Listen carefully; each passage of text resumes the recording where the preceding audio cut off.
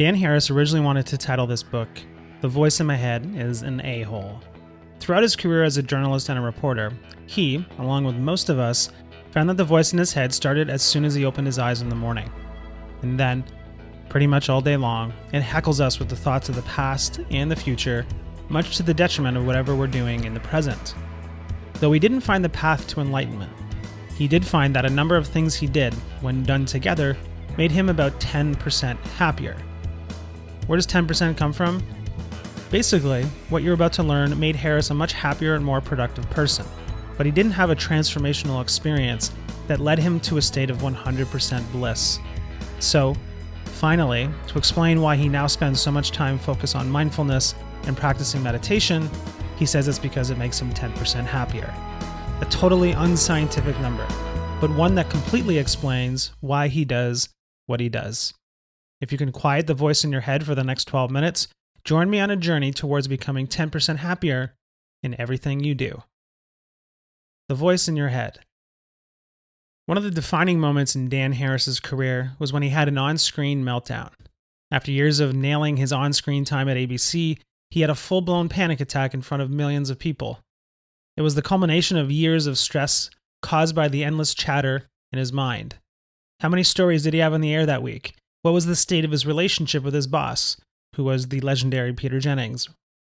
What else did he have coming up that might catapult him ahead of the other people vying for the plum jobs that were soon to open up? That was his first step on the path to discovery. That, in order to prevent that from happening again, which would surely be the end of his on-air career, he would have to find a way to quiet the voice in his head. He started to read books that he would never have even glanced at before, like Eckhart Tolle's The Power of Now. He was intrigued enough about the ideas in the book that he tracked Tolle down for an interview. The problem, Tolle said, is our ego. The ego is our inner narrator, and it's never satisfied. No matter how many creature comforts we accumulate, how many gourmet meals we consume, or how many rungs we climb on the career ladder, it always wants more. One of the biggest problems our ego presents is that it's a comparison machine. It's always comparing itself to others.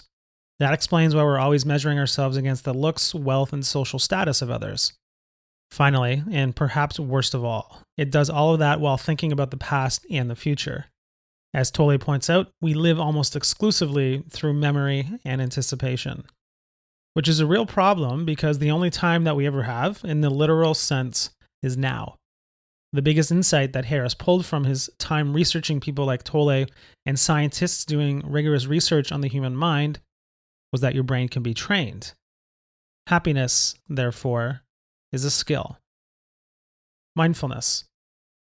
Once you get on the path to finding happiness, you almost always find your way back to the idea of mindfulness and thus the precepts and ideas of Buddhism.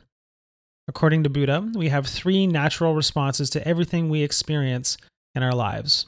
We want it, we reject it, or we zone out. Butter tarts, a fine Canadian dessert hard to find south of the border, want it. Flies in the house because somebody left the front door open, reject it. The latest celebrity gossip, I zone out.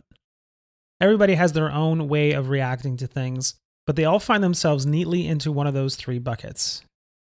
However, there's a 4th option beyond judging an experience that is even more helpful: mindfulness. Here's a formula that one of the mindfulness teachers taught Harris, neatly tied together by the acronym RAIN: recognize, allow, investigate, non-identification. To walk through this process and see how it works, let's pretend that you've just had a stressful experience, like getting turned down for an important promotion at work. R, recognize. The first step would be to admit that you've just had a stressful experience, and you're in the midst of all the emotions that come along with it. A, allow. The next step is to lean in to the experience. The goal with mindfulness isn't to detach ourselves from the world, but to be fully present to it. Don't resist the experience or emotions you're feeling. Let them happen. I, investigate. In this step, we start to pay attention to how the experience is affecting us in the moment. Start by examining your body. Is your face flush? Is your head throbbing? Is your breathing short and shallow? Almost every emotion comes along with clear physical signs. Your job is to get familiar with them. N, non-identification. In this last stage, we consciously bring to mind the fact that just because right now we're angry and jealous at being passed over, it doesn't mean that we're angry and jealous people.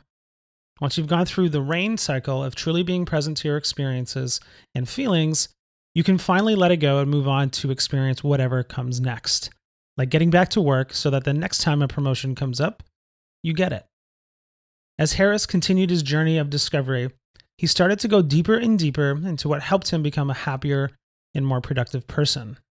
He boiled down what he learned into 10 principles he calls the way of the Worrier. The way of the Worrier, number 1, don't be a jerk.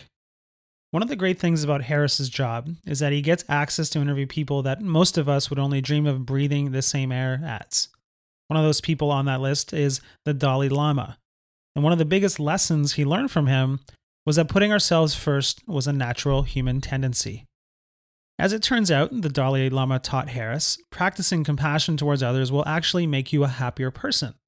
Scientists performing brain scans showed that acts of random kindness towards others registered more in the brain like eating chocolate than fulfilling an obligation. So, don't be a jerk. Not because it's the right thing to do, but because it will make you happier. The way of the Worrier, number 2. But. When necessary, hide the Zen. The Sufi Muslims have a saying, praise Allah, but also tie your camel to the post. In other words, while there are plenty of practical reasons to be nice to other people, don't let the world walk all over you. This is harder than it first might seem.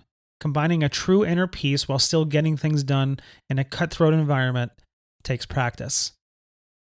The way of the Worrier, number 3, meditation. Meditation has been linked to a ridiculously long list of benefits and is now being used to treat major depression, drug addiction, binge eating, stress among cancer patients, and ADHD. The easiest way to get yourself on the meditation path are to follow the instructions that Harris was given when he first started. First, sit comfortably, ensuring that your spine is relatively straight. Second, notice what you feel when your breath goes in and out.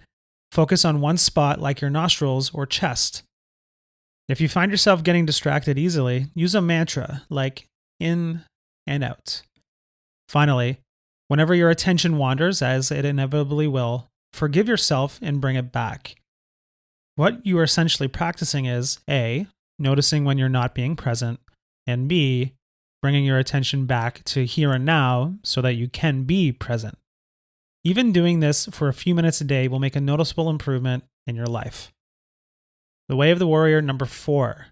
The price of security is insecurity until it's not useful. Some things are worth worrying about and some things are not. Harris tells us that separating them from one another is one of your key tasks as you start your journey to become 10% happier. This is where he departs from the wisdom of some of the gurus he learned from, and where you might find solace in the fact that you don't need to spend your life in a state of bliss in order to benefit from mindfulness and meditation. When you find yourself worrying about something, stop and ask yourself this simple question. Is this useful?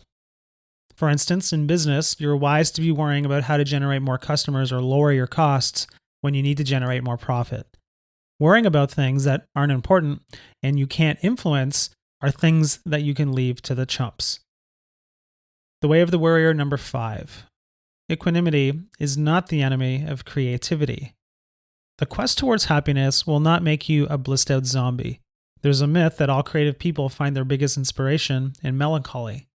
There's no current research on this one way or the other, but an equally strong case can be made that once you are freed from useless worrying, you can channel your creativity more often and more effectively. It's a lot easier to come up with creative solutions to problems when your head isn't filled with worry and dread. The way of the Worrier, number 6. Don't force it. Somewhere on your journey, you'll find yourself finding time for purposeful pauses and realize that not everything can be solved through constant, unrelenting pressure.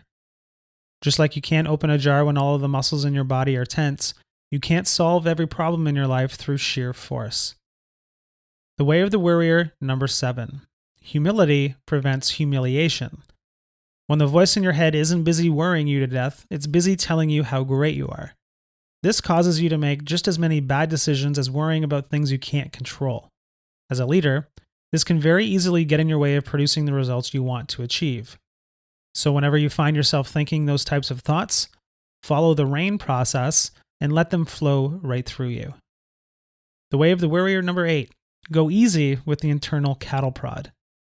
The third main job of your ego, besides worrying and telling you how great you are, is to beat you up with self-criticism. Many people are driven by their inner cattle prod, thinking that it's the only way to achieve greatness in their business and life. However, Harris points out that the people training in self-compassion meditation are more likely to do things like stick to a diet and quit smoking. Why? They are much better at bouncing back from missteps. A much better approach is to learn from your failures than beat yourself up with them. The way of the Worrier number 9. Non-attachment to results. Have you ever found that life doesn't always work out the way you think it should? This is about coming to the realization that striving for results is fine, but that the final outcome is out of your control. Do everything you can to succeed, and then be fine with letting the chips fall where they may. This ensures that when you fail, as you inevitably will, you'll be able to dust yourself off and get ready for the next round. The way of the Worrier, number 10. What matters most? This entire list becomes a lot easier when you're crystal clear on what you want in your business and your life. Instead of just following your ego, which always just wants more, get your head straight on what's most important to you. What do you really want?